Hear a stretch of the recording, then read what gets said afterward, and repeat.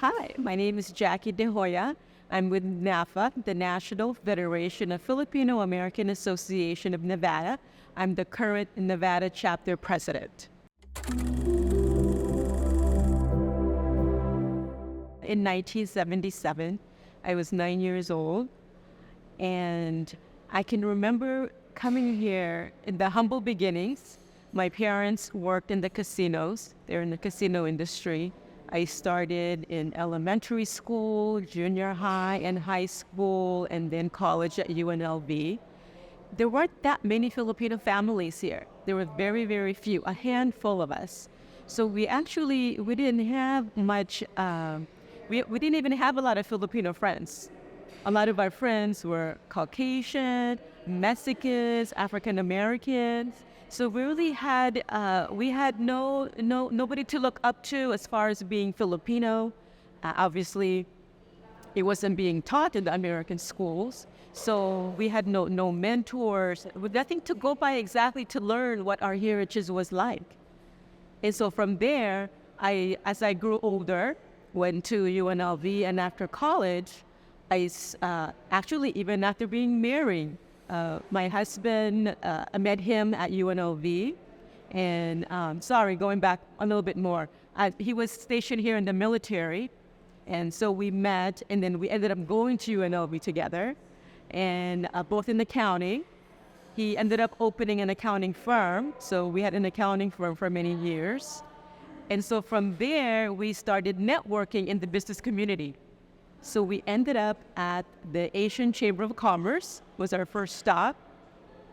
And he was volunteering there, just networking, became a board of director. And then I started coming in and volunteering. Because obviously if he's volunteering, that means I'm going to be volunteering as well, right? So he'd sign up for something, I do the work.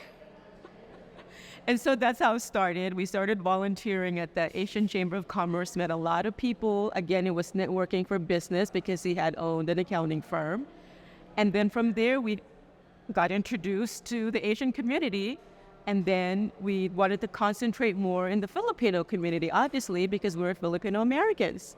And that led us to a group of young people that started the Young Filipino American Professionals Association, otherwise known as YFAPA. So we started migrating to that group, and we met the executive officers, the board of directors, and then we were brought in. I ended up being the treasurer for one of the administration, and then my husband, Arthur, actually became the president for one of the administration. And so now we're amongst more Filipino associations, meeting people in the Filipino community. And we just fell in love more and more with the servicing the community, and networking among the Filipino people. And so again, it just kept growing and growing, and our involvement just kept growing and growing more. So back in those days, I was just, being young. And my parents were in the casino industry. They worked in the casino like a lot of the Filipinos here looking for work. They come here for work. And basically, I just saw in the very beginning, it was just us. And then as the years went by, as you can imagine how the community grew. People from all over the country started moving into Las Vegas, California, the Hawaiians. And I just noticed that it was getting bigger and bigger. I was having more friends. I was seeing people with the same color skin as I have. And so I could see that the community was growing. But I saw it from, the old casinos being blown up and being closed, and all the new casinos starting up. I saw the progress. I saw we were way, way back. We were on the east side of the city, and so near the base, near Nellis Air Force Base, which is Washington and Lamb and Nellis, that area. And so Rainbow was far. Rainbow Boulevard was far. Going to the airport was far. So we had just had our own little community, and most of the Filipinos were there on the east side of town, all the way to Stewart, and some of them are still there now. Charleston and Nellis, and that was it. And so then I could see, because people started moving out. They started moving out of the east side, and the growth started. And now we're all the way past, you know, who even I can even remember somebody talking about Henderson. Nobody went to Henderson back then because it was another city. All we knew was Las Vegas. And so definitely the growth started, and I saw it from the beginning to up to now. As the city starts to grow and the community starts growing, we have these influx of different Filipinos. So obviously, Filipinos are regionalized. They flock together with their region. So we have the Ilocanos, we have the Visayans, and all the different, whether you're from Cavite or whatever that may be. And the idea of NAFA is bringing all these different communities together, which is, there's nothing wrong with that, right? Because that's how special we are. Everybody, the different food that we eat and the different dialects, that makes us unique, and that makes us special individually and regionally wise. But with NAFA, the idea or the mission is to bring everybody together so that our voice will be louder together. Instead of just here the Visayan talking, here the Cavite talking, here is Bicolnon talking.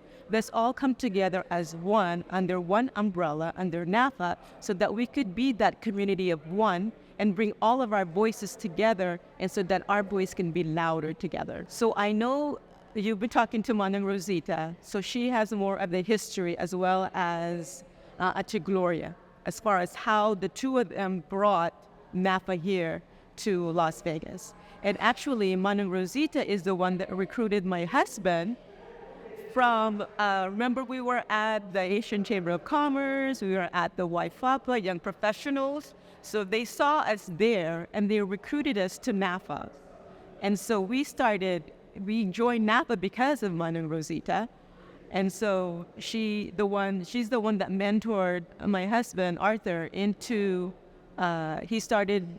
he became the region chair at one point and then moved on.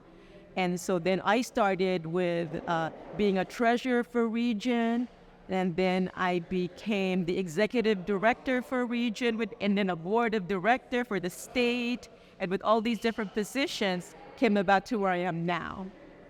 Obviously, you can imagine how much work that is and was.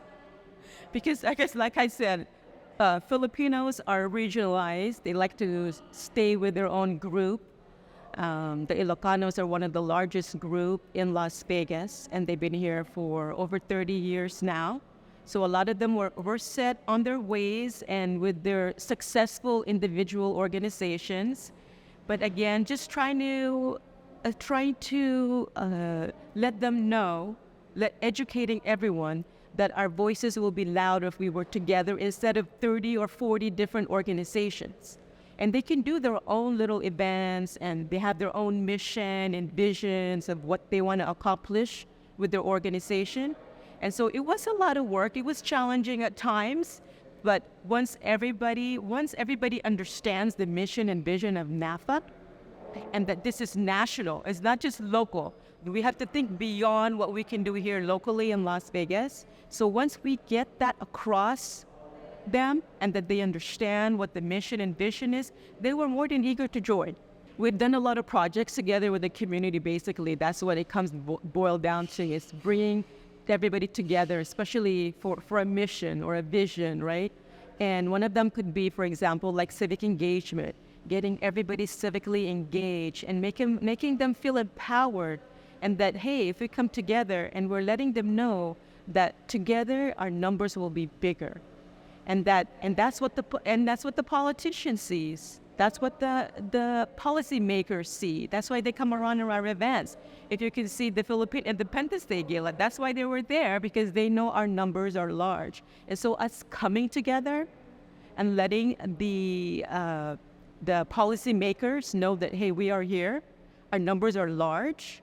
I mean, it would be different if one organization just represented themselves, right? But us coming together as a whole community so that the policymakers know we are here, our numbers are large, and that we have a voice, And sure enough, they come to us now. They came to our event, Philippine Independence Day Gala, and they want to know us. They want to get to know us, and hopefully they want to represent us, and hopefully they'll come back and say, what can we do for you? That's the goal. I think it all started being as a young person here in Las Vegas, as an immigrant, whereas the community was small. We grew up here, and as Filipinos, we didn't, like I said, we didn't have a lot of people that looked like us in the very beginning. And as you grow older, I think you seek that. You seek like, oh, where did I come from? What is my heritage about? What is my culture about? And so I seeked out for those answers. And I started meeting people, just being out in the community. I started attending events. One specific event is I attended it was like a musical event. I remember it was a pianist that came, a pianist from the Philippines. I can't remember his name, but he came to do a concert. And Manang Rosita actually was the MC of the event. And she introduced, before the person was going to perform, introduced like an introductory performers. And it was a dance group. It was a cultural dance group. And she stated, I want to introduce these next performers. This is their name. And what they stand for is very important because they represent our culture, and that this is what young people need to see and be exposed to. And I was like, oh, that's interesting. That's me. I'm that young individual that doesn't know what their culture is about. And who came out? Filipiniana Dance Company of Las Vegas. And they performed the dances, the cultural dances. And I was very intrigued what these dances were about, what they meant, and how beautiful they were performed. And so then I heard that they were recruiting for new dancers. So I went and auditioned. I auditioned for the dance group, and I became a member. And then eventually I became the president of the organization. And throughout that whole process, being in Filipiniana Dance Company of Las Vegas, I learned about these dances and that the different regions that they belong and the meaning of the dances. And that alone was very educational. And I learned a lot about my culture. It's a learning process. Being in the Asian Chamber, that experience there brought us to the young Filipino professionals, and then that brought me to Filipiniana Dance Company of Las Vegas. I think those three definitely prepared me to be the president of NAFA.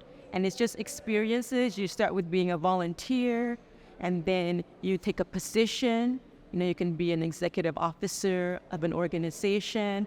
The leadership roles, the small roles bring you up. It just makes you better and better and I'm still learning. I'm still learning these days. And so it's definitely a learning process, and you learn every day.